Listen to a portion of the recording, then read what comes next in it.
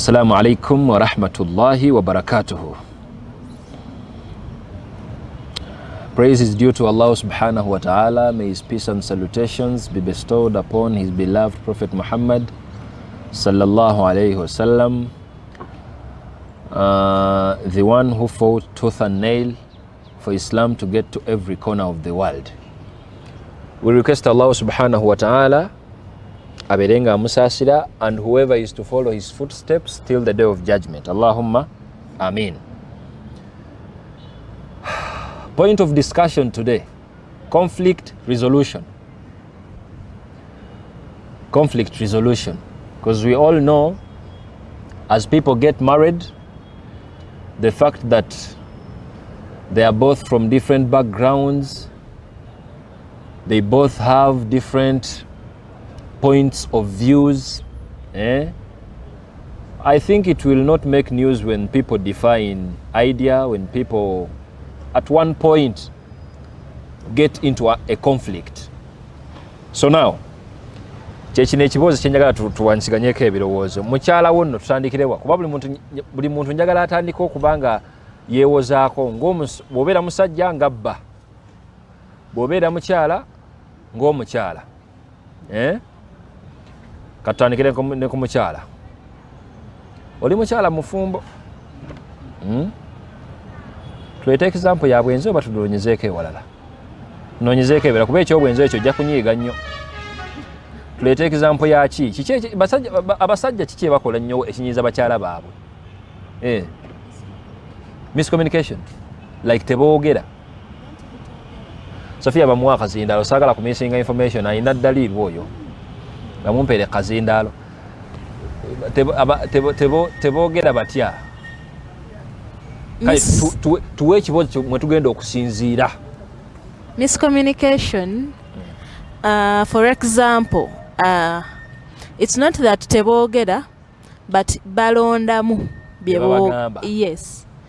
Kati nakupredictingira byoyagala omanya ne byotayagala mmanya.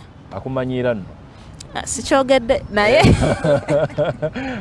So bwakupredictingira, of course outcome bwejjanga teri nga bw'ogisuubira, then you start having questions, then n'alyoka abyogera nga gw'obuuzizza.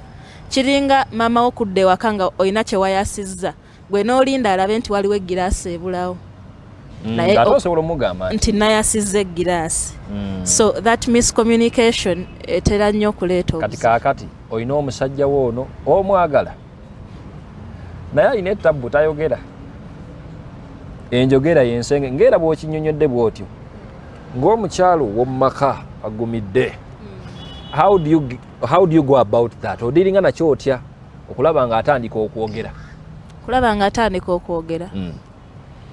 Ekisooka bwe mmanya nti it is his nature ta opening up. Ekisooka buli muntu alina obudde bwe bwali most peaceful. Like obudde bw'olaba nga osobola omujjamu buli kye weetaaga. As a wife, oba ogumidde mu makaago, that is like an exam for you to do. Okumanya nti mu kaseera bwe kati omwami wange asobola okuŋŋamba buli kye neetaaga owulira. N'ekirala okusinziira ku nkwata ye y'ebintu. Kati waliwo omuntu nga yeetayagala bintu bya yomba, ng'okimanyi nti ojja yomba mu lumu akitegera atandika okwogera. Then if that is it, do that. Naye nemberamu omuntu nga ye bw'onooyomba biki tekigenda mmukolera. So personally, wensanga omuntu bw'atyo, I keep redoing the thing. Like nensigala nga nkiddamu nti neera tewaŋŋambyeko kale.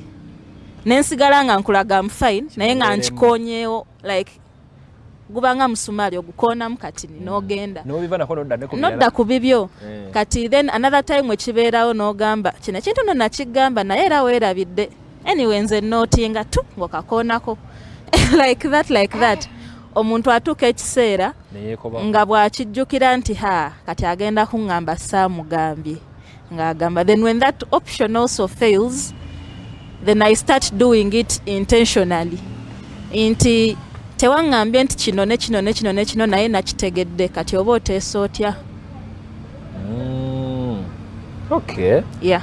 Kitegeeza ebintu by'obutogere ebyo ndowooza abakyala mwenna mukkaanya abasajja bano si balungi mu kwogera. They don't communicate. Naye ate waliwo abasajja basobola banayikamba beererewo. Basobola okugamba nti tulondamu okubutagamba bakyala bano bintu bimu olw'okubanga they are too emotional. Kati olumu wayinza okutya okugamba nti amazima gennyini naddala nga amazima ge bagenda okugamba gako affectinga. Okitegeera oluvannyuma naye ng'omaze okunyiiga. Tuleete ekyokulabirako nga ki? Tewaliwo omufumbo wano yali akigezesezzaako n'olaba mukyalawo nga ayambadde for example olugoye nga mutuufu tekukoledde naye ng'okimanyi wookikonerako nti tanyumye, eyo tabbu ndala. Kati ng'olina kwebuzaabuza era ogambe nti oli otya, asooka agende kati omuswama wayiseewo n'ewiiki n'omugamba nti naye nakuweero tolugoye terwanyuma. Abo amaka nno weegala ate gatambula nno temugayisa weebate nno wegatambula. Waliwo alina kyayongerezaako ekirala awo nga sinaakudde sayidi eno nayo n'example eyammwe wano. Yes Nur, w'oyombayombamu gwokikwasaganya otya nebbaawe mu conflict? Sheikh, nze ndaba nga bwe ndaba nga muzeegwe nyina avenues bbiri. Esooka noonyaayo ekintu kyasinga obbaamu nakyo interest. Weba best food ye ngifumba bulungi, bw'aba atudde wali alya bulungi kamugamba weebale nnyo naye ensonga eno n'eno obama nkimanyi ne waanaanyiigiraawo tajja kukola ki kukola ki kukukuba tajja kuyitawo nnyo kubanga aba alina ekyokontrolinga akamere bajja yombamu katono basajja mukyeka mukuba abakyala kubase omukyala okuswamira ku mmere nga bw'atakuswamira oyinza omuyisaamu ekyo nakyo si kyangu. Kati ekyokubiri wendaba nga kiri too much nfunayo omuntu oyo gwendaba nga best friend. Omuze nga ki? Tuweeyo ku muze nga kiki? Bubbi kuba njagala munsigire ekifaananyi kya like you imagine some nga mbutuufu it's a conflict mu bufumbo kati. For example, baawo muganda wa baawo akwogereza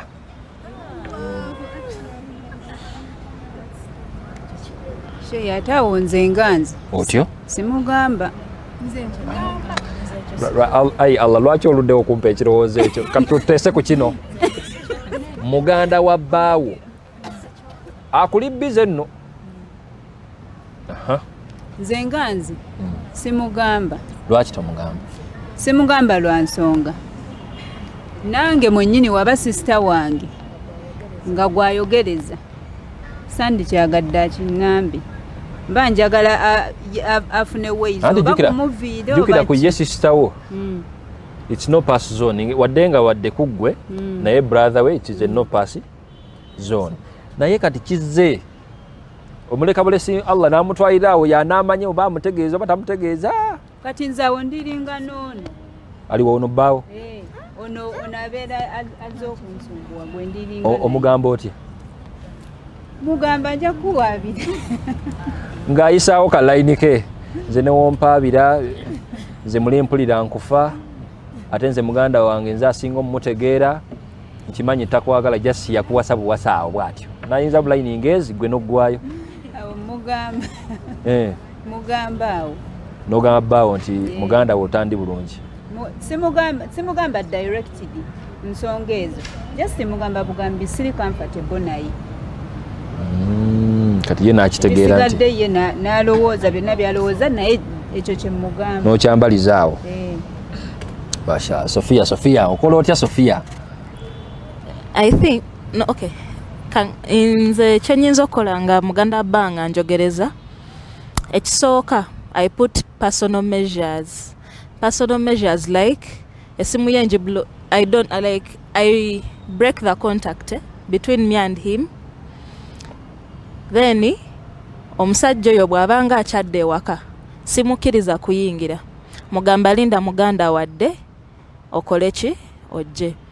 So of course omwami yenna okuggalira muganda we ebweru n'alyoka ajja n'akubuuza, siyinza kigamba mwami wange mu maaso ge nti muganda wanjogereza, naye Mungu waaba mama we akyali mulamu, mama waabwe bombi nkigamba mama we okusinga okigamba bba wange. Kati omwami wange bwambuuza nti lwaki muganda wange omuggalira ebweru, mugamba mama yaŋŋaana, mama nazaala mama we yaŋŋaana. So ye aba alina ogenda abuuze mama we lwaki muganda we simuggulira. Kati nze mba nkivuddemu, sikutudde Luganda, naye maama abonebone n'abaana be. Osabudde ensonga eno kugamba osigala by all means sigwe mubi, badagire wa maama waabwe yabategeera. Maama waabwe abakuzizza, ajja kumanya nti gundi kamukwate bwe nti, gundi kamukwate bwe nti, nze nkusanze bukulu. Nyinza okukugamba nti muganda wanjogereza nga bye muyiseemu bingi n'ogamba mbaawula yawula. And that can be a starting reason for you okufuna ensonga z'oyongerawo. So nze okukivaamu nfuna engeri gye nkigamba nazaala wange maama ne mugamba. So gwe bw'oligendayo mubuuza ensonga oba nazaala yakikkiriza oba teyakikkiriza, yasootinge baana be.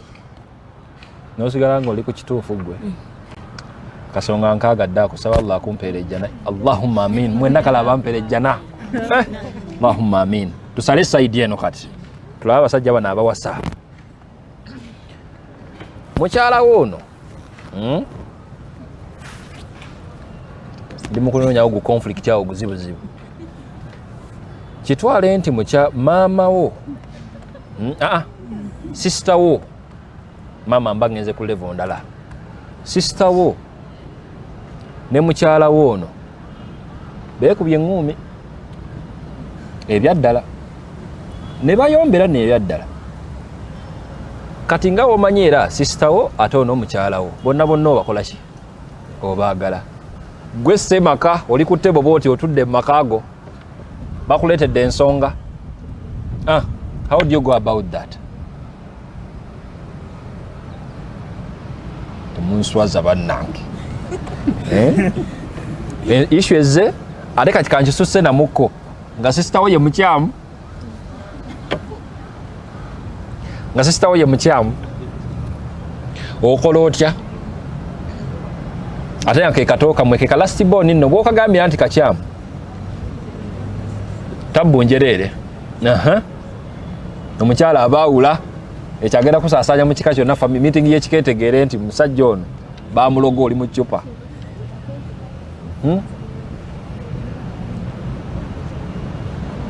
Kaganye oba conflict nnene nnyo eyo. Yes. Kazina okwo kwekali? Yes. Ensonga eyo nze ng'omuntu kinaalikoze, first of all watuuza separately bonna n'ogera n'omu omu. Maybe n'osooka obuuza mukyalawo ensonga yavudde ku ki, n'akuwulira ensonga ze, then mumala n'ogera ne sisitawo naye n'omubuuza ensonga zavudde ku ki. Kati of course omala awo n'omanya omukyamu yaani. Kati then maybe n'obaleeta bombi n'obatuuza kati n'obabuuza nti oziwavuddewa, kati n'akuwa ensonga. I think when you work from both situations, from individual level, bye bakubuulidde niwano nga bombi bali bamu boogera, osobola okumanya mutuufu yaani n'omukyamu yaliwa. N'omaliriza kati bonna obagambirawo olwatu nti katoo kange ggwe oli bwoti ne bwoti, ate ggwe mukyala wange naawe oli bwoti ne bwoti, oba buli omu oddayo n'omugambira eno nga buli omu talaba ku munne. Kati buli omu era oddayo n'ogenda naye separately. N'ogamba ono nti kimanya oli ye mukyamu naye mbadde nsaba omusonyiwe lilla. Maybe noddayo n'omukyala n'omugamba nti olayinza okuba nga alimu obuzibu oba gwe olimu obuzibu naye nsaba omusonyiwe. Maybe mu nkomerero ya byonna oba nga buli omu asonyiwe munne, so basobola okudda wamu maybe ne bawa ne haaga nga besonye mumbeera bwe naye bange ensonga ziteredde singa okamenyemenyeza mangu waliwo alina ekirala awo engeri gyayinza okisolovingamu awo akola ja abandeetera buleetezi nze mbakole ntya nze oba odduka bizibu nze anaabisobola nga nange mba forwardinga mulaba banaye ebintu bino banaye si byangu ensonga lwaki mbanya ne tubidiscussingako mulabe how diversity might turn out being because like it or not nga bwemunaabeera mu maka mugenda kufuna agazibu kankubeyo ekizibu ekirala musajja gwe mukyalawo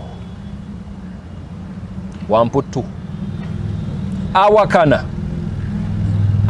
newomukwata ng'ali mu kituli bw'ati agenda kwegaana nga ye kuva dda mu buto bamugambirawo maama we yamugamba mwana gwe ng'owoza taata naye namugamba owoza nnyo ye mukyalawo nno myaka 2 mwegi awoza buwoza kuva yasinga batowe bonna kati ye mukyalawo oyinza otya omutereeza mukuwakano awoza nno omugira bwoti ng'awoza buli kimu kiriko answer buli wagira bwoti waliwo answer buli wagira waliwo answer kati how do you go about that ng'omusajja potential husband owono omuwakanyi okola otya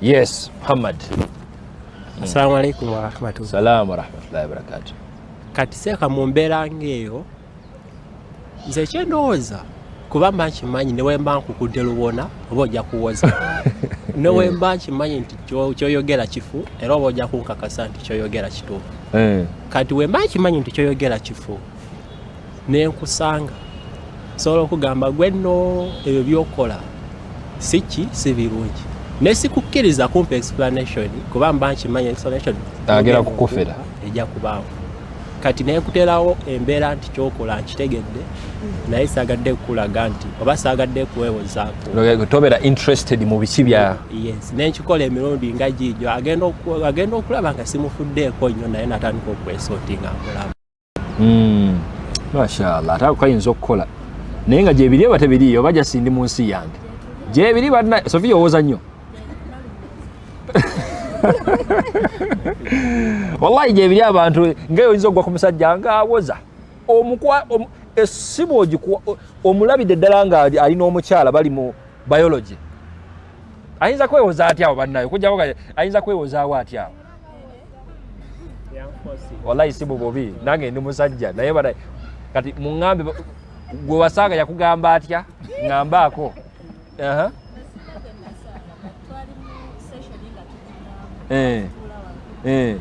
emboozi njagala emboozi enebe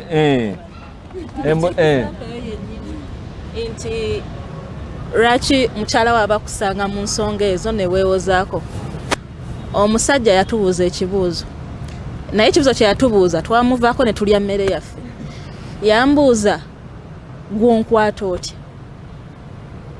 namugamba nkukutte n'omukyala for example mu nnyumba yaffe our marital house on our marital bed what do you tell me yambuuza gwonkwata otya gw'oli mukyala wange ndi bbaawo ngamba otya nti onkutte obadde wanga nnyingira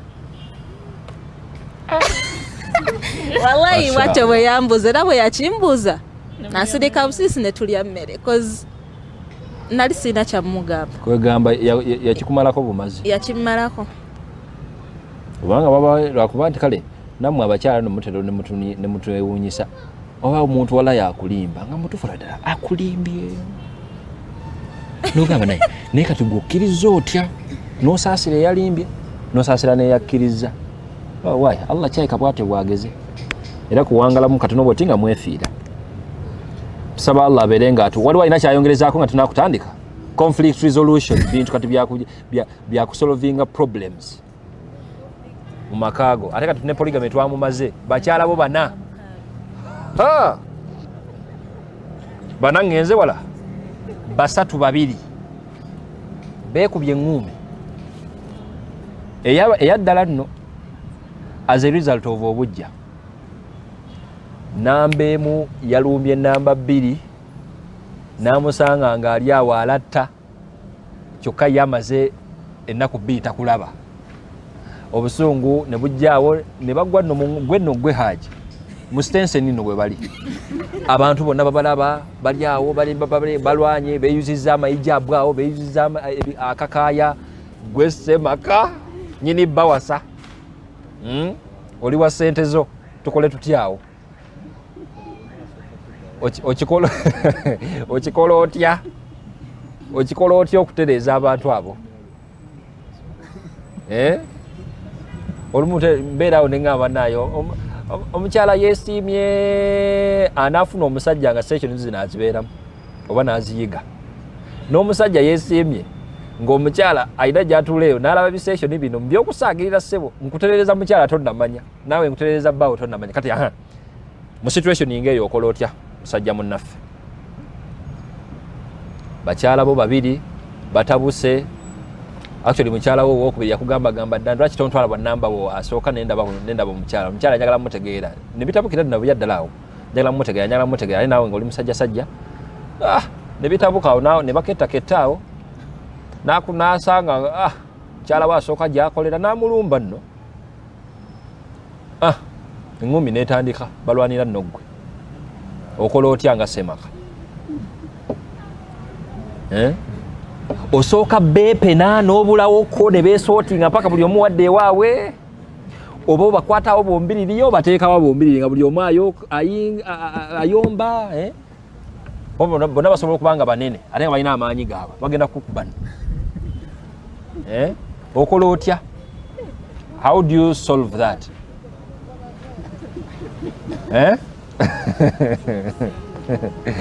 Kakalubye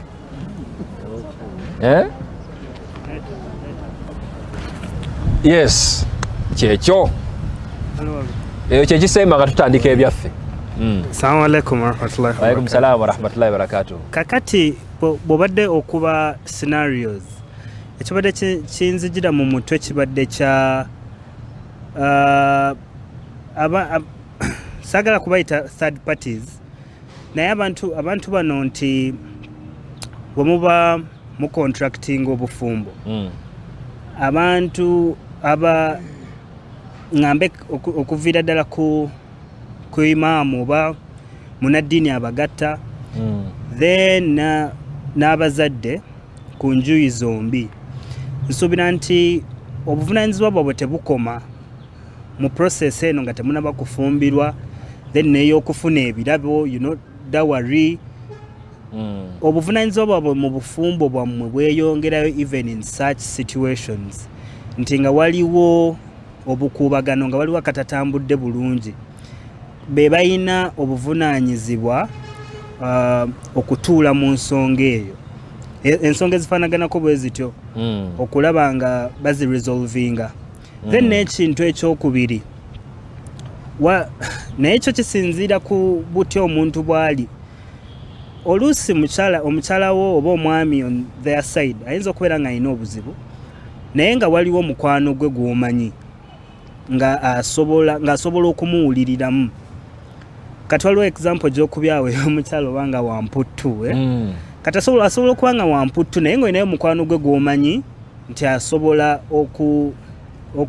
okwogera naye like asobola okumuwuliriza but that depends on the nature of kyaba akoze how sensitive is it then n'ekyokubiri kyensuubira ekiri very very crucial kiddayo ku maka ki ge wajjamu omukyala bw'abeera nga ali ava mu maka nga yali single parented chances are high nti buli lwe munaafunamu ka conflict ye result ye ejja kubeera tukimale kuba mu kukula kwe talabyeko nti omuntu avumirira mu relationship ye takirabyeko ekyo okuvumirira kweku nti n'alemerako nti kireke kuggwaawo like okuteekamu effort kigende mu maaso naye obwoba ofunye omuntu nti avudde mu maka nti bazadde be babadde oba maybe 15 years married oba 25 years married oba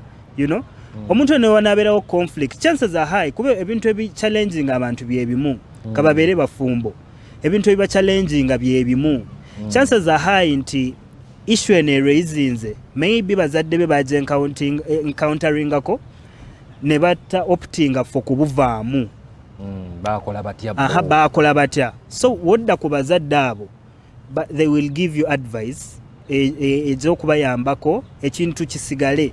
Ne bw'abeera nga yali single parented, sagala kubeera biased, naye chances are high kabeere nti mulenzi nga yali single parented, kasita ekintu kinaabeerawo ajja kulaba nga kimususseeko, alaba akajanja kangi, alaba teyabimanyi, alaba oli too much. Abantu bakakozesa nnyo kataamu ako, kimpitiriddeko, nagamba oba tukite kuba teyakya experience nga kekyo ng'akula.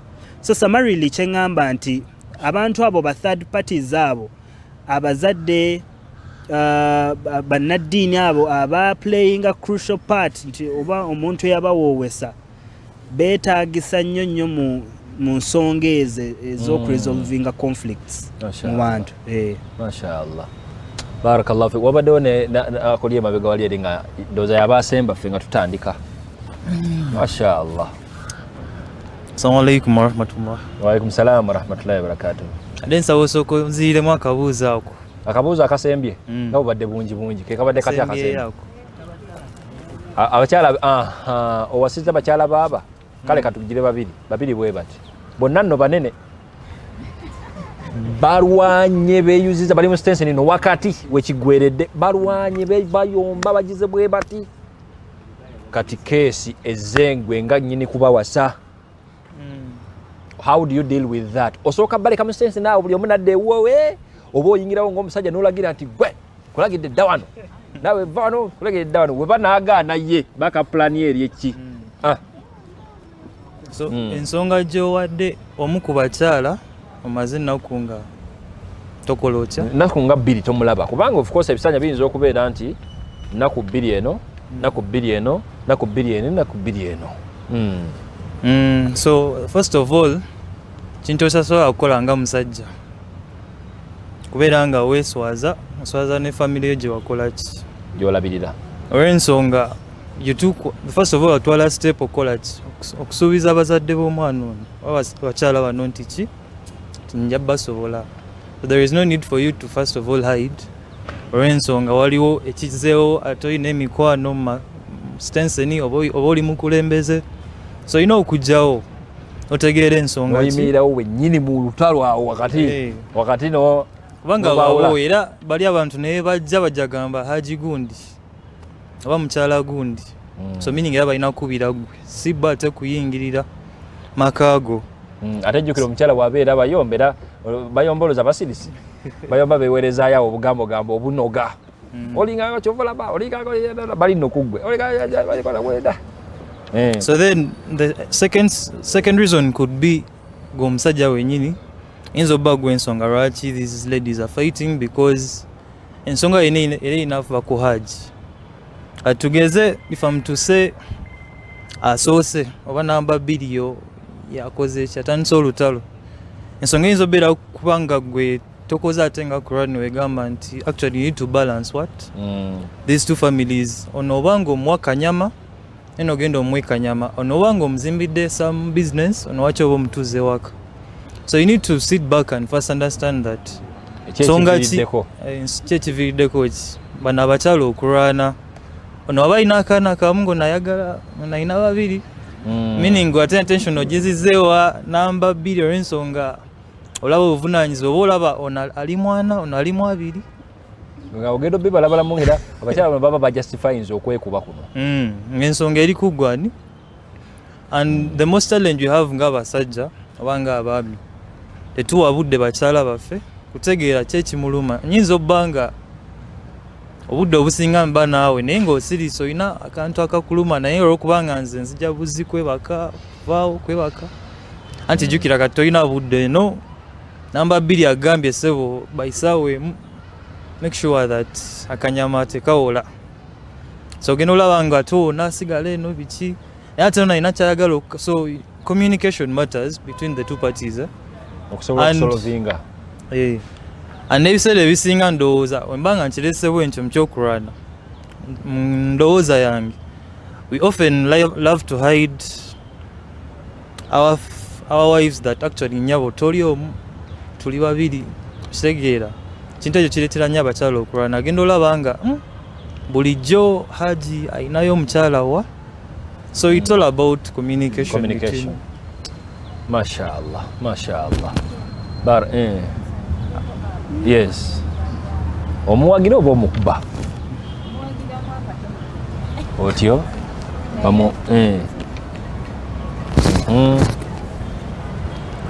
nze view yange ku bakyala abalwanyi fault yonna ngiteeka ku mwami.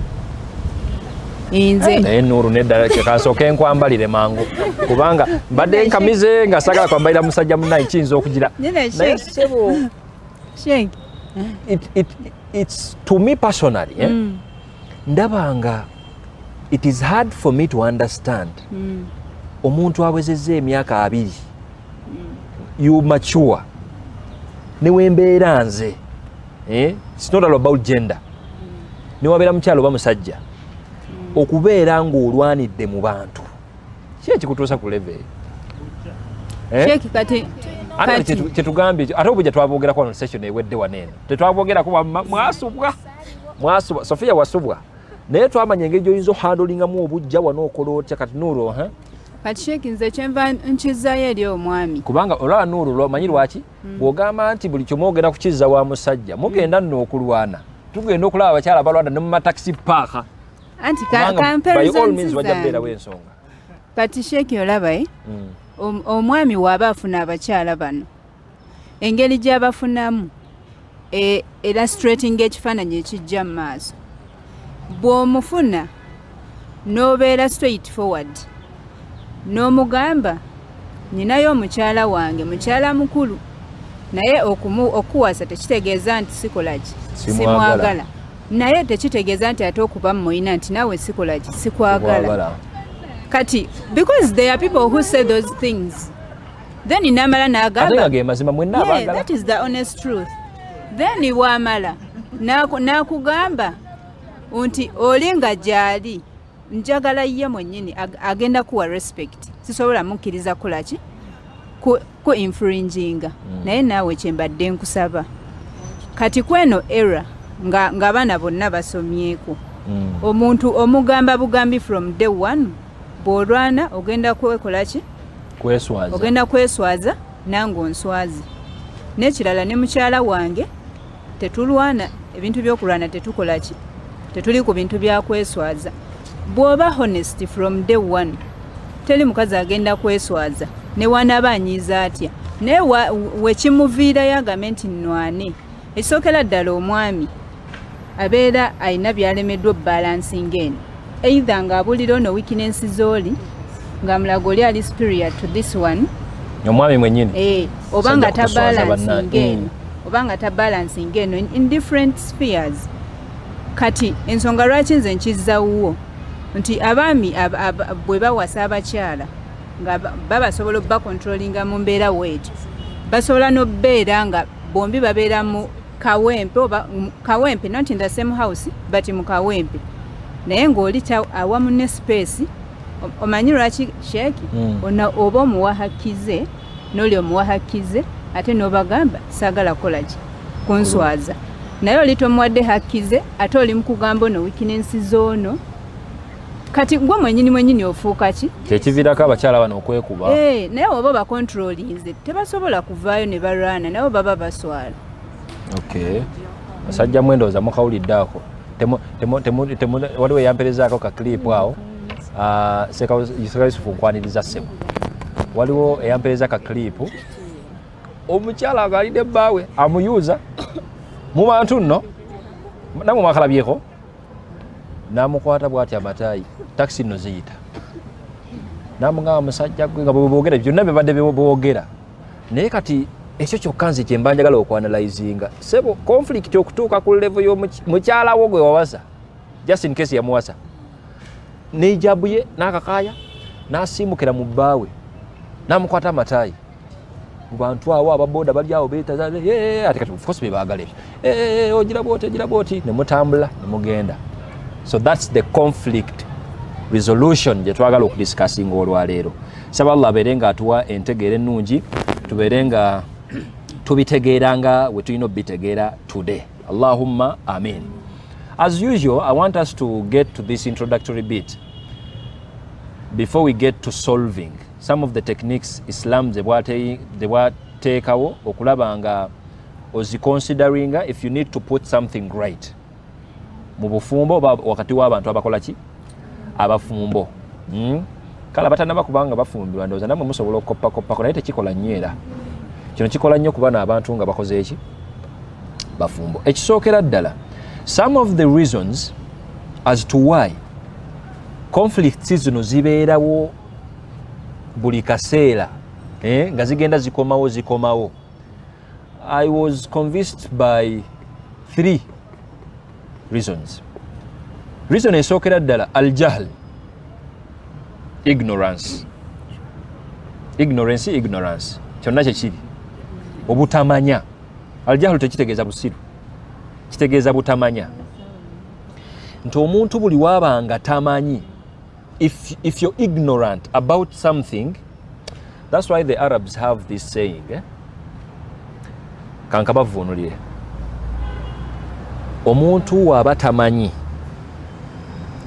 atuuka ne yeekosa ye mu buntu bwe nga ne mulabe we engeri gye yeekosezaamu mulabe we tasobola nagimukosa in that way.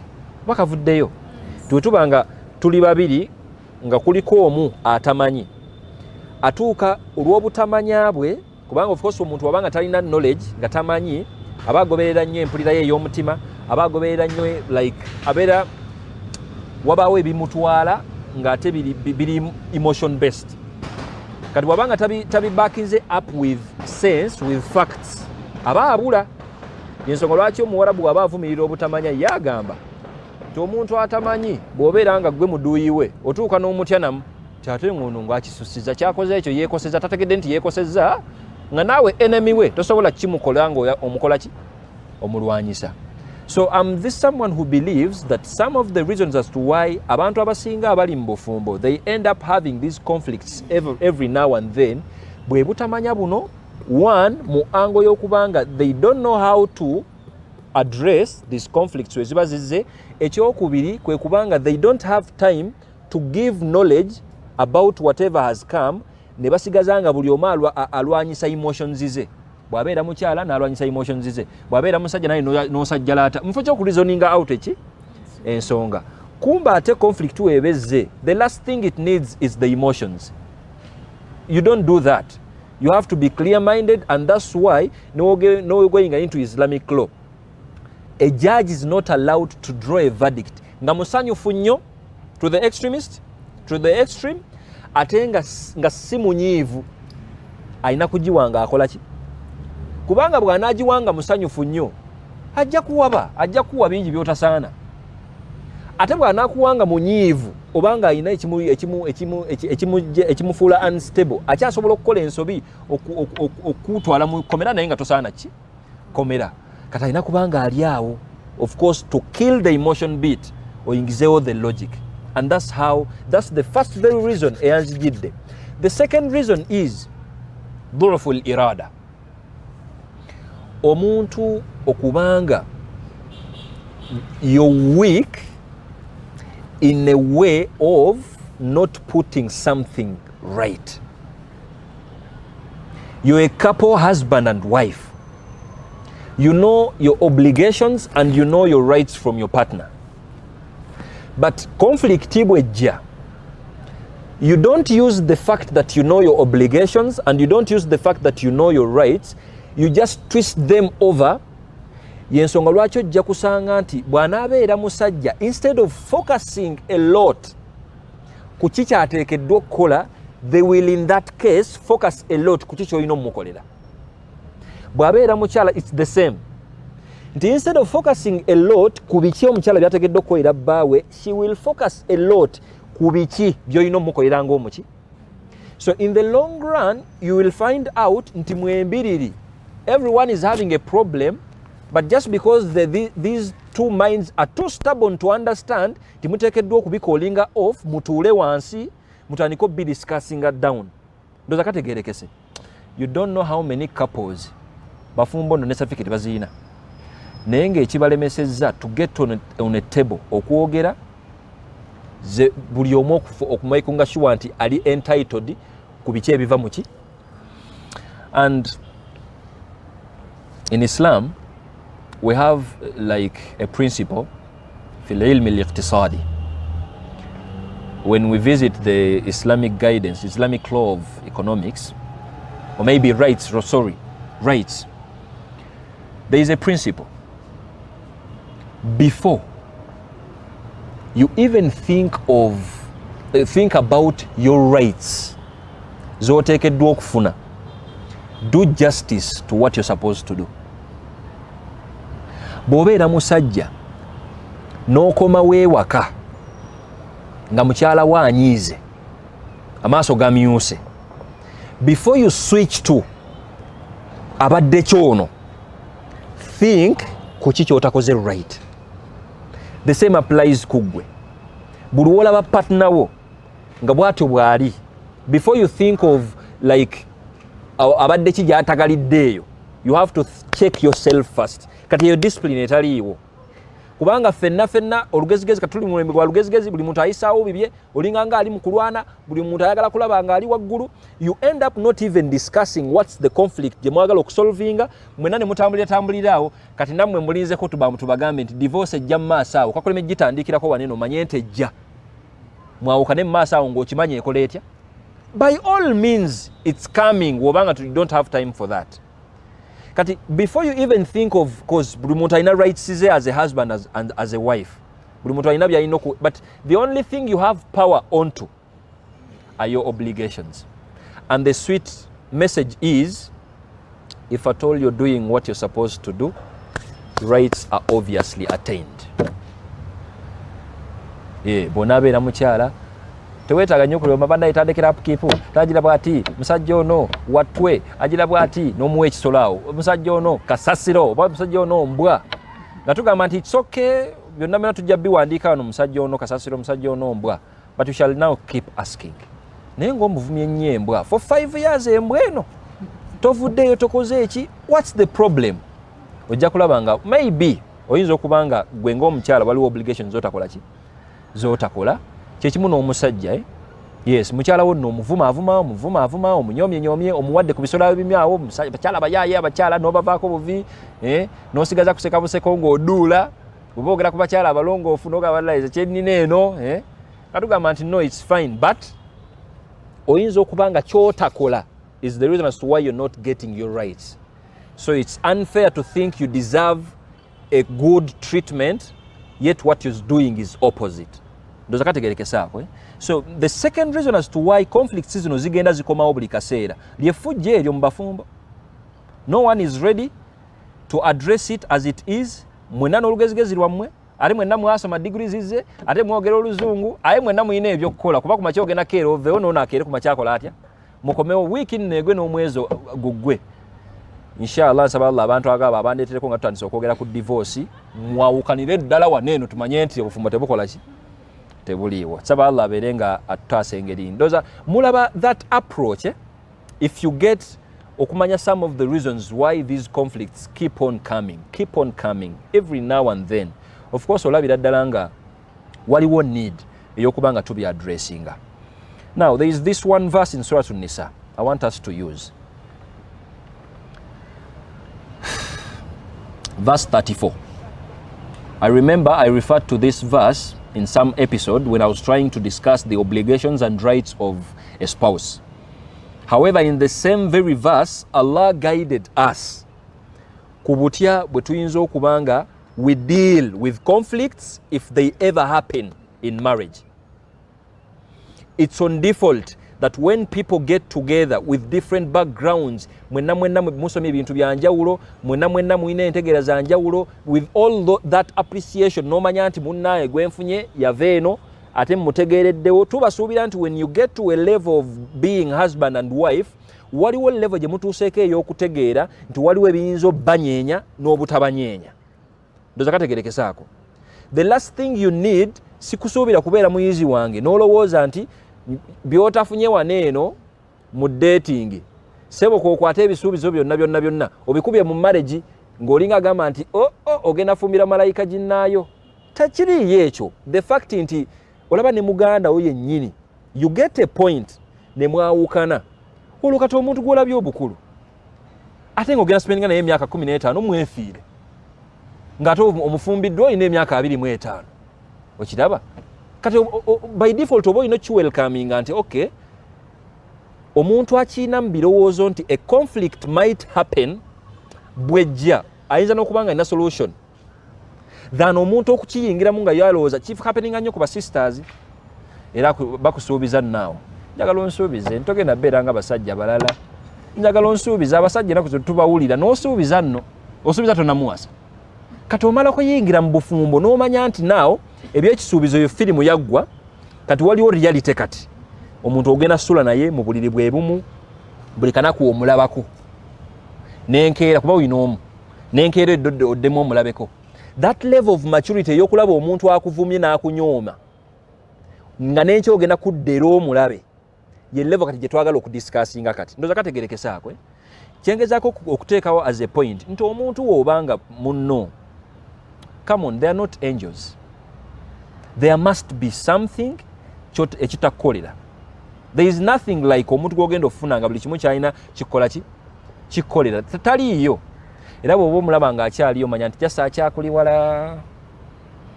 Omala mumufunamu 5 bwoti n'omanya nti Katonda wange singa buli atamumanyi bw'atyo bwakola ki bw'amanya. And that's the gist of the matter when it comes to marriage. Hunna libasul lakum wa antum libasul lahunna. That's the Quranic verse when Allah was like trying to give responsibility. Nti abakyala abafumbo nno si baside dish. Abakyala abafumbo, they act as garments. Eri babba baabwe, and the same applies to guys. Your husbands, you act as garments. Owabakyala bano. Because by default mwenna muyina ensobi ze mumanyi ku bunne. Bw'osalawo kwabya mukyalawo wamwabizza ddala waneno mu bakyala banne n'aswala nno. Naawe kyekimu bw'osalawo kwabya bbaawo, it doesn't take you a minute, wamwabizza dda. Kati ffe tuba wotandika okwabya bbaawo mu public, tetujja kugamba nti oswadde, just tujja kusekerera tukusudiyeemu awo kuba kyoyagala tukube sympathy, naye nga deep down weeswazizza nga ate mwenna mukoze eki mwesaziza. So when you get to marriage, of course omanya nti waliwo conflict eyokukola ki ebeerawo. When Allah was trying to start this verse, of course I won't take long in the first bit, Allah was like ar-rijalu qawwamuna ala an-nisa. We explained that in some episode. Abasajja qawwamun, balina obuvunaanyizibwa ku bakyala, balina okulabirira abakyala baabwe, balina okubeera abakyala bange, commitment, blah blah, as just like we explained it. بما فضل الله بعضهم على بعض وبما أنفقوا من أموالهم فالصالحات قانتات حافظات للغيب بما حفظ الله. We already explained this verse. Sagala kubikola ki kubiddamu. But this is the gist of the matter here, in line with what we are discussing today. Allah was like wallati takhafuna nushuzahunna.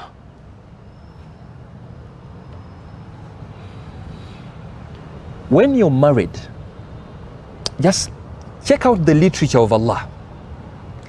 Allah was like, the ladies, your wives, upon which you have fear that maybe in the long run they might turn out being disobedient. Nushuz, it's an Arabic term that literally means irtifa.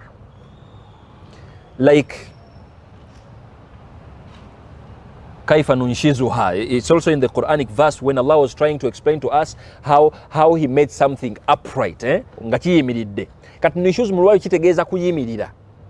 Omukyala Allah akozesa ekigambo nti wallati takhafuna nushuzahunna. Bw'obanga omukyala gw'olina, you're afraid nti omukyala ono in the long run tanaba kugamba katukitwale nti omukyala atandise okwekuluntalizaako nga bbaawe. That's the right perfect explanation. Mukyala wo, of course, naye ate atandise okubanga awulira nga akuli waggulu. Kiba kitegeeza nti by default tagenda kuwulira ky'omugamba. Kiba kitegeeza nti by default tolina nno ky'omugamba ggwe. Waakiri asiimula ku mulimu ewuwe alina ky'amugamba n'awuliriza, gwe nga bbaawe tomukoze eki tomugambye. But I want you to check how Allah approached this. he is not addressing people who are already there. Ng'omusajja akuwadde guidance before you even get there. Kiba kitegeeza nti the training for you as a husband, you really have to be clever, too intelligent to sense nti omukyala gwe nnina wansi wano bakuyita batya kuno okukola mu luzungu nompima eriiso n'ogira bwoti bakiyita batya mu luzungu banaye ndi makerere munyambe yambeko bakiyita batya mu luzungu oba tekiriyo tebakikola abazungu demeaning mukyala wo just yeetaaga kukuyisaamu maaso bw'ati akupimemu bw'ati ng'omusajja omugezi okirabirawo nti olwaliro maybe atandise nakupima nandisimbukira mu mpya ennaku 2 mu maaso awo n'omanya nti kati this is the right guidance Allah gy'akuwa nti wallaati takhafuuna, you don't fear something you're already in, you fear something with some signs ezikulagiddwa nti omukyalo nno weoteetegereza yandikuva mu 5 engeri gy'atandise okweyisizaamu wandivaamu ekiragiro n'atakiwuliriza atandise obutakubiriivingiramu atandise okulowooza nti oli musiru totegeera kiba kitegeeza nti togenda muwa magezi akola atya agagendereko. And the last thing you need as a husband is to have that kind of wife wansi wonno noonyaayo nno ku mulala ayinza okuteekamu obwesige ng'obwo. Ffe kantugamba this is the approach, and what I want in this, I want you to understand the logic behind Allah using these phrases, statements. Mu tafsiri bino byonna tubigoberera. Latifa eriwo, Allah is addressing a problem from the intelligence bit of it. Tinga omusajja sema katukusuubira okubanga otuuse ku level etegeere ekika ekyawaggulu nti osoma mukyala we yeetaga kukola behavior ng'obeemu oba n'avaamu ekigambo nga kimu ng'amaze emyaka 5 takyogera nekiyitawo nno buyisi n'omanya nti okay kino kitandise okujja mukyala wange ino yakikoze eki yakyogedde. Allah ng'akutandikatu kasitooba ng'otidde mukyala wo okubanga atandika okumera amampaati kuggwe nga bba. Of course si mu mbeera embi kubanga to respect the society wategeddwa okubeerawo akulembera ku mmwe ababiri, ku husband and wife. Kyokulabirako ekyangu wetubeera ani yali alinnye ku nnyonyi abangi abo, ani yali avuzeeko ku nnyonyi kale ani ayina irimu y'abavuga ennyonyi babeerayo bameka eyo mu maaso eyo mu kacockpit babeerayo bameka babiri ababiri abo bonna abavuga ennyonyi abo babagivuga bati Allahu a'lam. Abavuga ennyonyi abo we bituuka nga giwunye ennyonyi etagalatagala batabeeretomedde ebinyonyi awo tebakitegeera okumala eno ssaawa nga 2 muli awo mwesunda ne bitagalatagalamu weebiti kwabo ababiri basigala beebamu be bakitwala oba kuyina okubeerako taking a responsibility, the last call to make ku bana ababiri. Definitely kuba kuteekeddwa okubeerako tiwadde babeera babiri mu kusooka nga bitambula bulungi naye wegiwunya wateekeddwa okubeera taking a responsibility. Era bagenda mu kooti bagambirawo nti mukama wange nze nali kati position zitandika okufunibwa tezijasi nali nyambako n'oyo neera namubuuza nti tutomere bunyonyi buno oba tetutomera bunyonyi just in case okibanga okutomera obunyonyi kikosa naŋŋamba tutomere nange nenkola ki nentomera obujulizi buubuno wano. Kiba kitegeeza nti when we are talking conflict there must be someone to take us through it, and this is why Allah is approaching this from the husband side. Si kunyooma bakyala wabula singa abe kukireeta nga akijja ku wife side ate nga gwali ku receiving end kiba kitegeeza hierarchy yaffe yonna tugikoze eki tugyonoonye. Ndoza kategerekese Allah atandika ne guidance tifaidhuhunna. Subhanallah.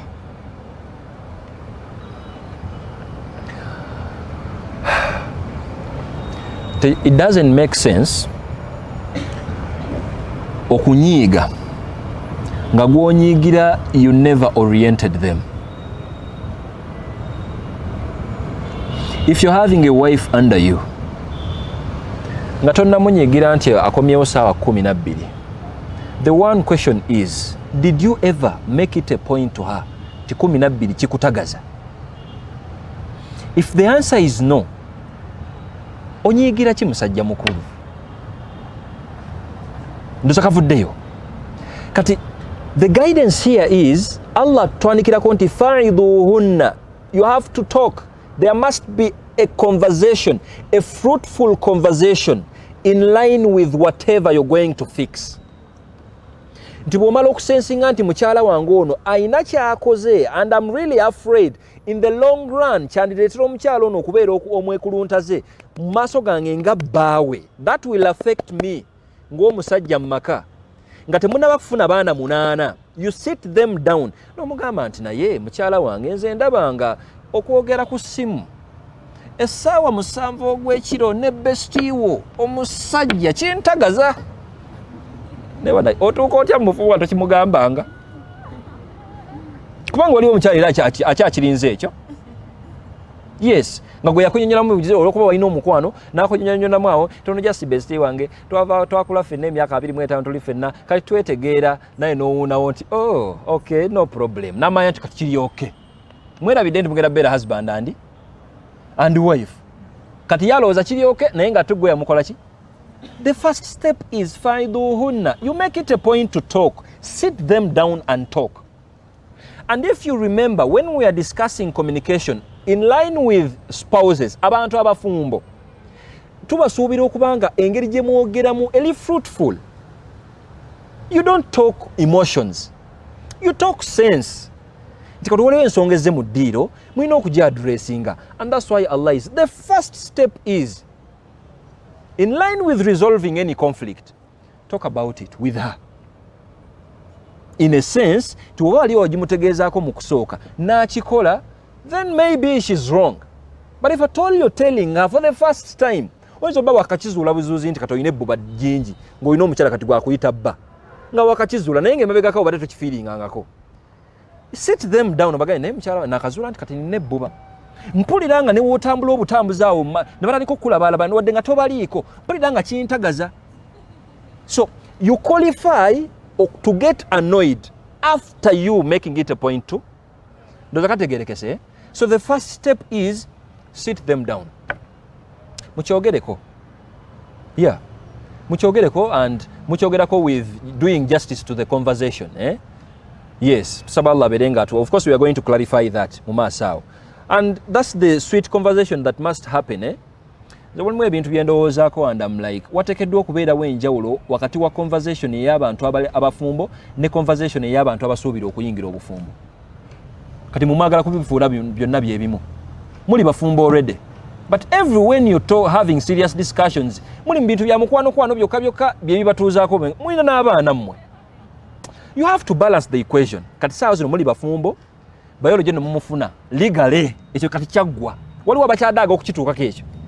Kati mwe mwakituukako ekyo eyo level mulina okugiclosinga. You start opening some other discussions as a building, and this is where you're going to solve some conflicts mu butamanya.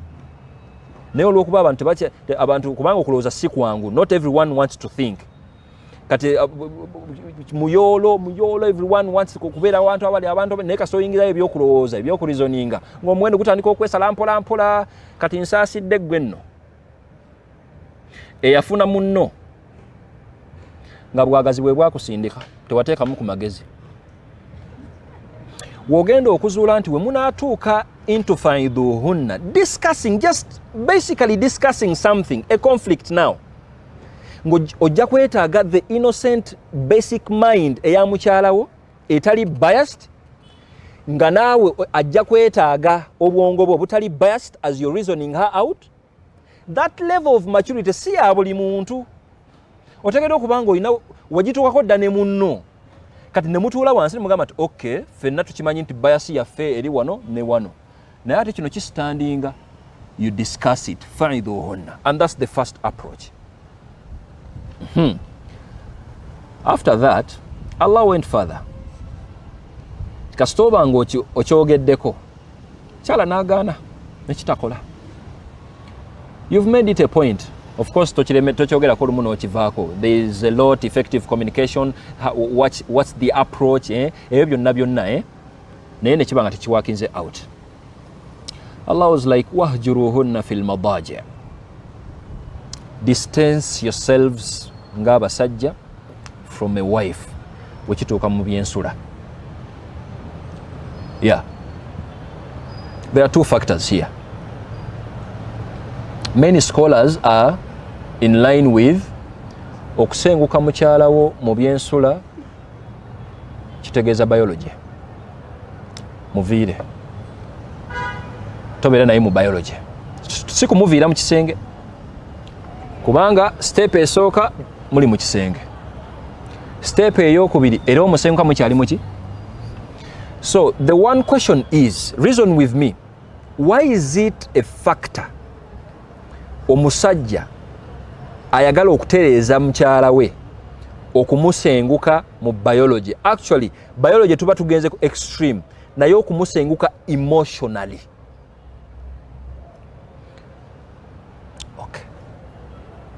Rabbi shrah li sadri wa yassir li amri wahlul 'uqdatan min lisani. We all know a female creature,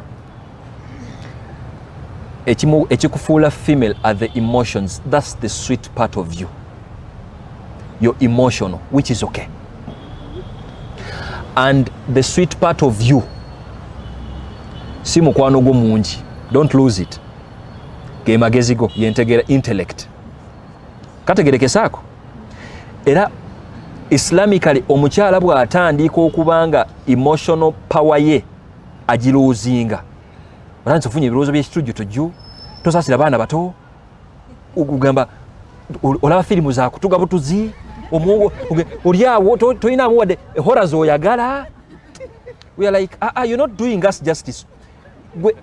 Omulimu gw'omukyala, you have to put that emotional bit mu society. Abantu bamanye nti love is there, abantu bamanye nti okisa gyekiri, wetubanga omukyala ekisa kivudde mu mukyala, you're doing us justice. That is you. Omusajja tukwetaagamu magezi, kyekikuwawula, ali nago tugeetaaga mu society. Kati bwe tukwata amagezi gano n'omukyala ono ali emotional, tuba tugenda tuleetera okudecidinga mu mbeera entuufu, kubanga twetaagamuko ku mukwano wano, abaana baffe babeeremu embeera y'omukwano nga yes, wabeera mutabani wo, teweetaaga mutabani wo kubeera mukambwe nnyo nga ggwe ate nnyo. Weetaaga kulenga akimanyi nti waliyo soft side, tiwomuwo ngaddukirako wamamaye mamaye n'amukwatako wano, ekyo yeetaaga. Naye bw'omuwa oluyi naye n'amwongera oluyi, ng'omanya mukuza mutujju kati temunnamanya talinawo warelayinga nti banaye nawe nfunawo softness. Kati wetuwe on basic level, omukyala waffe ono ekimumaking omukyala ze emotions. Bw'abanga atuuse ku level y'okubanga you can't talk to her n'awuliriza ne mugettinga up to an agreement, of course nga yali mu wrong, kiba kitegeeza nti oteekeddwa okubanga you intervene in what makes her female.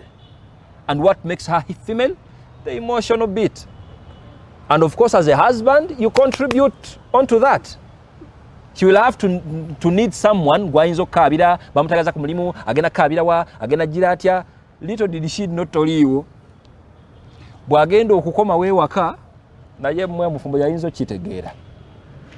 Oyina kusirika busirisi one night bw'obanga omukyala gw'oyina mukyala in a true sense of being omukyala nekimumalira nti something is wrong, naabanga omuttidde olunaku ate nga kuggwe kiyinza obutakukolera kubanga olina bingi nnyo ku birowoozo. After all okomyewo ewaka nga bakozi bo bakubanja, kati obudde bwa emotions tobuyina. Olina budde bwa kulowooza enkya ngenda kukola ntya, ngenda kutuuka bwantida buzibye nno buwungedde, kati ye tomuyitinze demand ze ate nga gwe you've not even realized that. So Allah to tap into that, and he's like, okay, fahjuruhunna fil madaji. You're still in the same room, but you have this goal you want to attain. If at all there is no changing or you've made it a point, kumukyala wono omutangira nno butakufuukira tabbo, musenguke aleme kufunamu emotional satisfaction gy'abadde akufunamu. Ekyo of course wekinaabanga kituuse ku level eyo, omukyala akyasobola okuva gyali n'amanya nti webiba bituuse ku level ng'eno ke kaseera. Sagala mubirowooze nnyo ku biology, yes, njagala mubirowooze ku emotional that bit. Oyagala bbawo akubeereko awo awuliriza ebiboozi byo, oyagala abeereko abeerenga kugamba just abeerewo obubeezi, awukwateko mu nviiri bw'ati we munyumya that company yeyo mwenno ebe bakolera nga tugamba nti fahjuruhunna, musengukemuko katono. Why? You have something to attain. Bw'anaaba akitereezezaamu bw'ati nga yosi mukola ki nga musooka mutegeera nti because, but remember whatever we are discussing, Allah is giving a solution naye nga pre-assuminze that conflict. Naye kati ate mwagala kutuuka okozesa flow eno because you have to take the steps nga bwe zitambula. Mutuuka ku level mukyala emyaka 2 gyamaze mu kuba n'emputtu, myaka eja tayagala kumanya, yakukoowa dda, jasanoonya nsonga emu gyewuwo. Kati naawe ng'otandika fanyidhuhunna ng'oyogerako nga bakuddiza ebivumo, ng'oyogera ku kyokuli ng'omusengo ate ogenda omusengo yakukoowa dda, tewaliwo na emotion, agamba nti alhamdulillah omusajja kansenguke. Kati ogenda okulaba nga it won't be effective if you think of going this way ng'ebintu bimaze okukola ki, olina obyanguyira. Tusaba Allah abeere nga atuwa obulungamu ng'obwo. And the last step, actually not even the last, the second last, wadribuhunna, bakube. Kazina khairu dawa. Bino byenjagala bino sekarajabu okukuba. Allah atuwadde obuyinza tukube mmwe. Mpeera ku basajja wano kitegeeza ki ekyo bakube? Kitegeeza ki ekyo? Kubanga waliwo, why am I asking this? Njagala mmanye oba ndina baani wano eno nyiza okubeera wano ng'oli awo okyapa munno naye ng'ate osoma aya wano. Kati njagala kumanya omukyapa oba gwe jasa oli wa luyi tosisussa, oba gw'osuna, byonna tugenda byogerako. What does that mean? Kiganye kale kancheddire mu abakyala gwe bali bakubyeko tuwe ku bujulizi bakukuba batya gwe, oba kale oba inago nyizo banku labisiza ubango inago wali olabenga bamukuba yakonyumiza akatya nenga je bali abakuba ngibasoma ayen okay. I remember, if you're my student, you very well know kulana yontali mu Luganda. Don't even at one point think that just because you know ana adribu fulana, I am beating this one, kati mbotikiddwa yambalira Qur'ani ogivunule. Never. Level yokutuuka to interpret what Allah's statements, authentic ones, are. Eyo level si yakumala gabuukira. And that's why I have a very big problem with someone who just gives amakulu ga Qur'ani nga bw'asanze kungulu kwago. It is okay even when you're giving a sermon, even when you're teaching someone, aya emwe kumala, and I promise you kizibu nnyo to exhaust the meaning in one verse. Aya 10 osoma zaaki. What are you proving? It's only one verse nga kirimu enjawukana z'abamanyi nga 100. One statement. Oyagala sebo kizingazinga muka statement yaka oyisizeewo no ne fatwa. When you visit Arabic language, let me take you Arabic a bit. Arabic language, the word ad-darbu mu Luganda kituyinanga okukuba, tetuyinaayo kirala mu Luganda kiyinaawo okukuba bukubi kyekiri mu Luganda, naye nga ate mu Luwarabu ad-darbu okukuba, it's only one of the meanings ez'ekigambo ad-darbu. Kati bwe kikusanga gwe omukubi nga wayagala dda yeekuta, bw'ona asoma wadribuhunna ng'okwata nno muggo, kale onaata kisuza ng'osimbukira mu luyingo okuba nno mukyalawo, not knowing nti ekigambo ad-darbu in Arabic literally tukusekerera no. A simple meaning, ad-darbu can easily mean al-wasf, describing something in Arabic. It's a Quranic verse. وَضَرَبْنَا لَهُمُ الْأَمْثَالِ.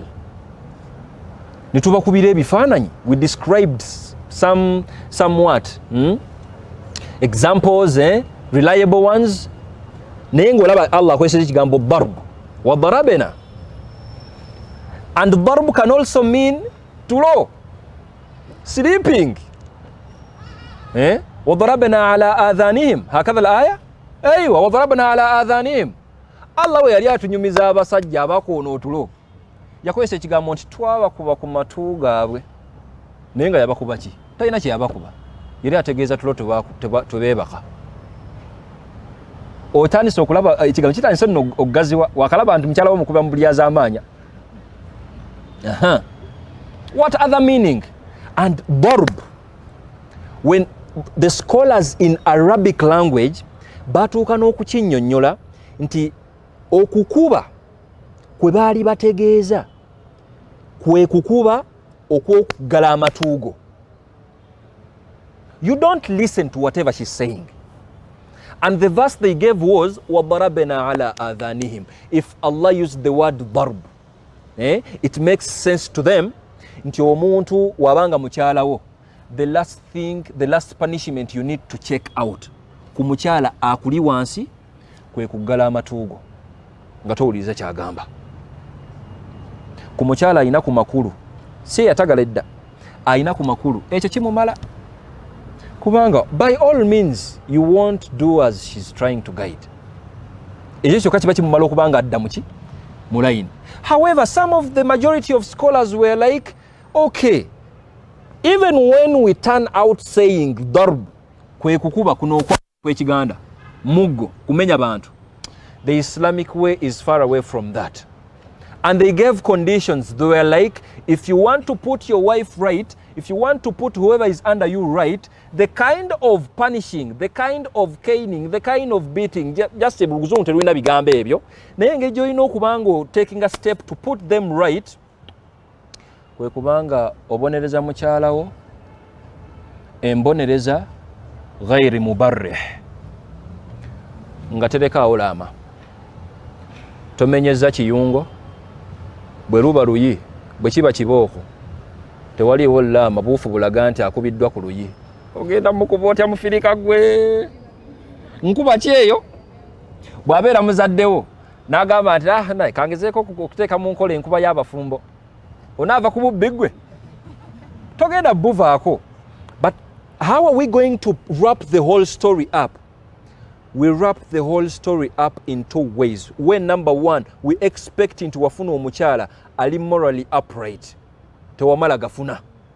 Because the moment you switch to buli mukyala olw'okuba jasi ayina ebimufaananya nti mukyala, oyinza okubeera disappointed nga yajja nakugamba nti ndaga nti oli musajja nkyapa, akuvumeyo ebivumo, avume maamawo, avume taatawo, avume ne baganda bo, aye naawe oli muntu onyiiga. Ogenda okulaba nga omukolo gwo guneeno naawe totegedde guyina engeri gye gukoze bwe guti n'omusimbukiramu oluki nga tugamba nti oyo si ye mukyala gwe tukola ki. Twogera ku mukyala era Allah gwe yatandika naye fasalihat, a lady who is morally upright, ng'empisa ze eziri basic azirina, nga waliwo by default ye ng'omuntu byakakasa ntasobola bikola, nga ne banne bamuwolerezaako ntasobola bukola ki. Mumanyi lwaki Allah yatuuka n'okuteekawo punishment to anyone whoever slanders omukyala ali upright morally? Hadithatul ifk, omukyala nga yeekuumye amaze emyaka 25 talabanga ku basajja, akyali mbeerera, si muntu nno wabinene, tebamukwatirira n'omusimbukira mu nti mwenzi, tukkuba emigojo 8. You don't play with the dignity of such a lady. It doesn't take just, si kyangu nnyo muntu kuweza myaka 3 nga akyali mbeerera, ekyo si kya buli muntu. So the last thing you need is to temper with her modesty, with her dignity, okumwambalira mwambala nga tolina na bujulizi. Ndoza kategerekesaako. So we are discussing a lady who is morally upright. Kale mukyalo tugenda muddira mu maaso awo. Na at least for the starters, twogera ku mukyalo ono ali morally upright, nti wallahi teweetaaga mukuba. And scholars were like, if at all okukuba kwe batugamba wano kwe kukuba okutamutuusaako mbalabe, okutamutuusaako kumumenya gumba, obutamutuusaako ki, all you need is to do something okumuleetera okuwulira nti you're not fine with whatever way she's behaving. Simple example, otuuse ewaka otudde, ganono ge makaago, bakuleetedde ka juice n'okakwata, nkuwa nno tip courtesy of me, n'onywako kasiipu kamu, n'ovaamu point n'ogamba naye mukyala wange emputo oyina nnyingi kinsuseeko, wallahi oyina emputu tubaze emyaka esatu y'ensonga yemu y'emputu gye tuli naye lwaki tokyuka glasi ng'ogikutte naye lwaki tokyusa n'ogikubako wansi katono bwoti just that tokubye nnyo glasi temenyese just to make a point lwaki tokyusa saba Allah akusaasire n'okoona juisi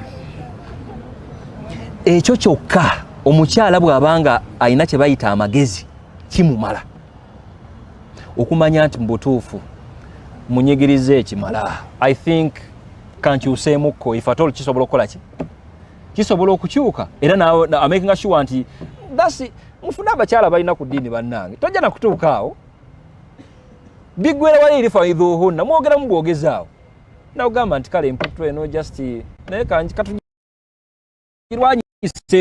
katugirwanyise tulabe engeri gye tuyinza okukola ki okukikwayaganya ndoza kategese fadhuribuhunna wallahi lazim there is nothing like an interpretation eragira abasajja to violently abuse a wife. Never. And don't even recite wadhribuhunna ng'ogamba nti Allah yabawa olukusa. Tugenda kubuuza Allah ki kuba banga Allah oye waffe bibiri byanjawulo either utegeka ku lunaku lw'enkomerero Allah okumulimbisa kubanga nabbi kenyini Muhammad sallallahu alaihi wasallam in an authentic tradition he was like la tadribu ima Allah, you don't punish violently abakyala bana aba Allah, you don't abazana ba Allah toba, you don't punish them violently.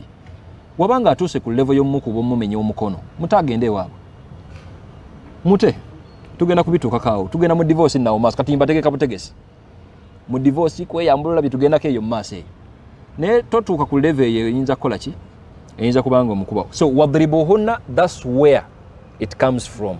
Nti abarubu tekitegeeza kuba bukubi mu lulimi olwarabu kigaze no kati omala bitegeera mu bugazi bwayo nomanya nti okay, this is probably what Allah was trying to.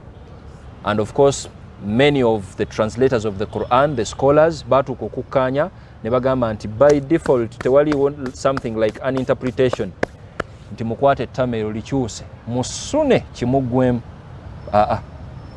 ekyo kikyo just onoonyeza aya yakwekwasaako ogume naye nga tewaliwo aya ekukola ki ekubaakinga osaana nakomera singa tuli mu society ng'eramu z'obusiraamu tukusibayo ndowooza emyezi ng'emeka okutereera gibanga ebiri myaka ebiri kusuna obusunyi weeks nga bbiri waakiri.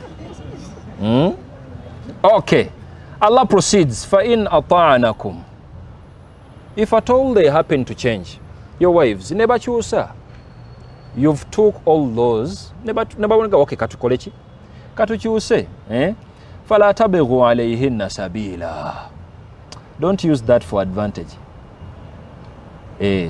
Oyinza okuba oli musajja nnyo olugezigezi olina lungi osajja laata nno kati mukyala of course omugambye ensobi n'agitegeera ne mugyogerako nekiggwa kaseera ke kamu buli kaseera oyagala okulaga nti buli kaseera gwe abeera ku right otandise omumanyira you are manipulating her in different ways. We are like no, you don't use that.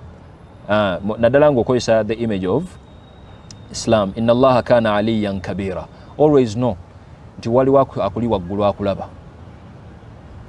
Yes, wadde ng'oyinza obutamugamba directly nti kankumanyire engeri gy'okkiriza nti okoze ensobi ke kaseera nange ntandika okutuninga mu kumanyira ompulire nga Allah akujjukiza nti remember there is some supreme power over you, alaba atasobola kukkiriza kumanyira mudduwe wansi ku duniya. I think we are together. Allah atuuka n'agenda mu maaso as I'm winding up فَإِنْ خِفْتُمْ شِقَاقَ بَيْنِهِمَا, if you ever get to a level nga mbutuufu a crack might happen between this couple. Yeah, because ate olwaliro kisoboka nnyo kubanga olugezigezi lwaffe lututuma nnyo okusirika anti buli omu alowooza okusirika ge magezi kata buli amu aba n'ebizibu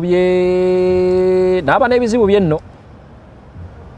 Emyaka 5 ne gigwa omukyala ayina ekizibu ekintu wane n'omusajja ayina ekintu wa ku bombi tebatulanko wansi kugamba nti banaye let us discuss this kiveewo muki mu ddiiro.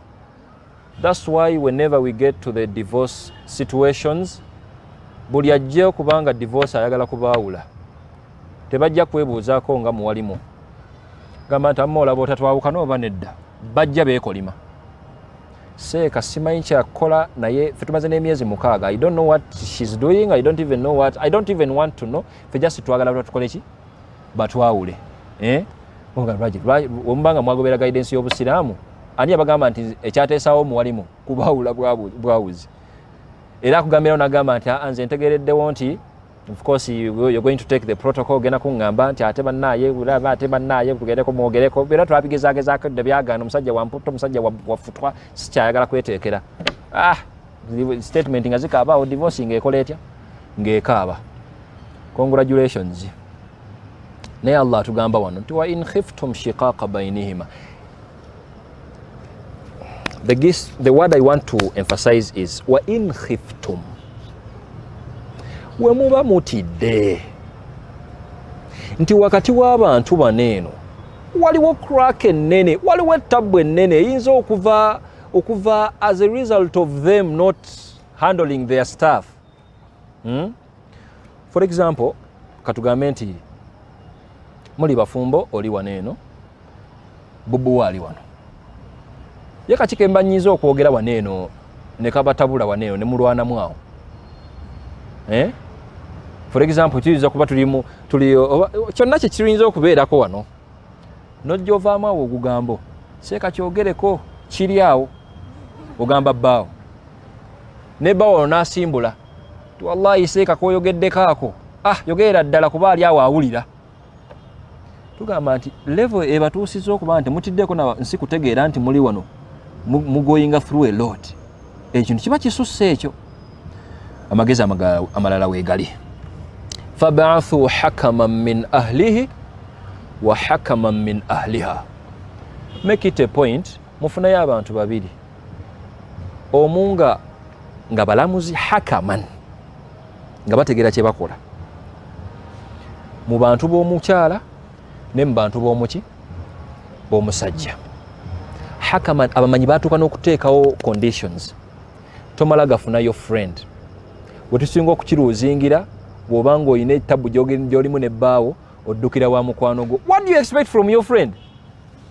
Ayina kuwa kyolina kwagala kuwulira kubanga atyamu nti bw'anakugamba ky'otagala kuwulira okyasobola okumunyiigira. Ate buli omu gy'addukira. Bana esobola okubelievinga nti musajja wange ankoze bw'ati bw'one bw'ati. She's not going to be just like he's not going to be just. You have to take a position okuba bye bino bye nabagamba nti abantu ababeera abajulizi ku bufumbo bwammwe. Ebintu bino just mubitwala for granted. These are the people you really have to allocate. Nomanya nti bannaye omuntu ono mu family yaffe ayinamu ku ntegeera. Asobola okubeera omulamuzi nga twogedde ku nsonga zino nga tugamba nti omukyala tuweetera owuwo naawe otukola otya. Naye ng'abantu abo adilain, muslimain, they are Muslims and they are just. They are going to do justice to discussing your stuff. Be bagenda otuula wansi bagambe nti naye mutuufu mukyala gwe amazima gennyini buli omu ayogedde byayogedde. Tetuli biased naye oli mu nsobi awo. Nti okitegedde ekyo nti yesi nkitegedde. Naawe oli mu nsobi wano nti okitegedde ekyo nti yesi nkitegedde. Kasita discussion eggwa bano be batuwa ekyo kukola. Be bayinza okurecommendinga nti tubadde tuteesa n'okuteesa naye omusajja afunyizza eŋŋuumi. Ayagala gikuba mukyala ffe abamukutte bwe tuti. Ffe we are recommending nti omusajja ono amazima gennyini tumuggyeko omwana waffe. Benyini nayo ne batuula wansi ne bagamba nti si kaabwavu naye omwana waffe omuwala empisa zisiiwuuse. Abadde ayogera mu maaso g'omusajja naye kati amuwandulire. Atulaze nako nti ayagala mumukola ki? Muwandulira. Kati eyo level batuuse ku level y'okubanga tewali asobola kugumiikiriza munne. Okay, ekiyinza okubeera ekirungi wakati w'abano either tubaawule oba basigale nga bali batya bali bombiriri. That's where you intervene. And kyenjagadde okuteking a position is nti bannaye ebintu bino bw'otegeera engeri gye bifollowingamu. Step esookera ddala, it's between you and your husband. Step eyokubiri, still between you and your husband, no third party included. Stage eyokusatu eyokubaako level y'okubonereza ebeerawo reasonably, of course nga wetunyonyodde, it's between you and also your husband. Stages esatu oli wamputtu nnyo okubanga stages ezo esatu teziwakinze out oba n'ozibuuka gwe nosimbukira eno mu kutandika mwakafuna conflict tojogeddeeko na munno ne munno tagimanyi maama oyo amukubira essimu tuwamma musajja wange mutabani kituufu muwala wange kiki example kyeri awo eyamamu ekuswaza ewamukyala nakukuba ensonga wo naye nga wallahi kiswaza okubanga bazadde ba mukyala we bakikoze eki ng'ate teyakikugambye gwe in first place kategerekesaako so you don't skip byonna byonna oba oyagala bibeere effective si bikoka nno oba oyagala bigoberere oba toyagala ng'obirekayo naye oba oyagala bibeere effective at least goberera nga bwe tubadde tukikola ki tukinnyonnyola then Allah was like in yurida islaha yuwaffiqillahu bainahuma if at all they really want to reconcile babeere nga baddiŋŋana why not Allah guiding them era Allah baguidinga in third parties bano boyingizaawo at the fourth step ne bayingirawo ne babeera reason ne bagamba nti okay kubeera ogenda obbaleeta ekibayesanga abantu bano omweno ne omweno oba obesize nti si balugambo kuba babeera bwalugambo aba amaze okubanga condition agisuula inna Allaha kana aliman khabiran verily Allah is really more knowledgeable oyinza okubanga owangudde omusango naye nga kakyala katujasti okalipidde bulipizi tekalina nnyo bigambo ate nga gwobiina wakola history nowoza nowangula nno naye nga deep down Allah akimanyi wali azamanyiza kaana kattu oba oli awo naawe omukyala nga musajja wallah yamugeera ekigambo alina kitono alina bikolwa ng'ate gwe ekigambo n'amaziga oyina oyogerayo nga bisatu n'okabya ziga bituufu amubonereza naye indeed Allah amanya nti oli muli az'amaanya weebuzaabuza era aba akulinze I want to wind today's topic with the following factors. Factor number 1, focus on the act, not a person. If you're trying to resolve a solution, resolve a conflict, don't focus on the person. Focus on the act. Yeah, kijja kuyamba okubanga kijjamu omulamwa. Yeah, kituufu baawo aina conflict aina waliwo issue eriwo wakati wammwe naye wobanga you're reasoning it out mujogerako you don't discuss them as people, you discuss the act ekikoleddwa kijja kuyamba okubanga the conversation is fruitful. Secondly, you must exercise patience with respect wobanga you're taking that route. Tobuulirira ku makyaga subuhi awo after subuhi n'obuulirira antifaidhuhunna ku dhuhuri nodda actually ekiro n'omusengukirawo mukate ogoberera guidance n'omusenguka ekiro nekitakola enkeera kyekirayo ekiddakaawo enkeera n'omulaga nti you're not fine you distance yourself from her olunaku olwokubiri n'oyita maama we oba n'oyita muganda jangu obiyingiremu bwe bakubuuza ani yabikusomesezza ebyo tondowoozanga nako yogera abantu balala eyo tondowoozanga nako kunswaza baana bayisi kuswaza basomesa bannaabwe onswaza era nkweganye nsaba Allah akuneerabize oleme kukiŋŋamba kunyogera nako kuba nja nakuwa mu maaso ga Allah simanyi kyoliŋŋamba.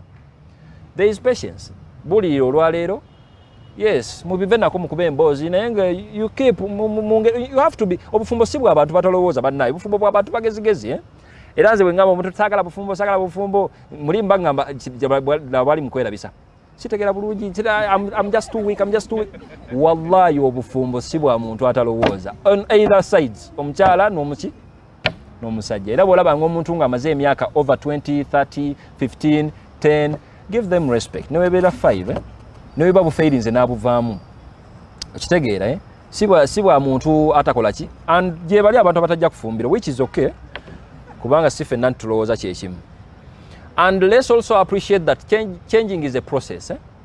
Waliwo kyogenda okulaba nga conflict mu munno naye nga amaze nakyo emyaka 3 okiraba nga waliwo two possibilities possibility y'okukyuka nga weeri naye ejja kutwala sometime we are human beings ng'era possibility y'okubiri oyinza okubeerawo nti tajja kukola ki tajja kukyusa and there gets in the endurance bit wabanga ekintu ekiriko conflicts for example your husband is not romantic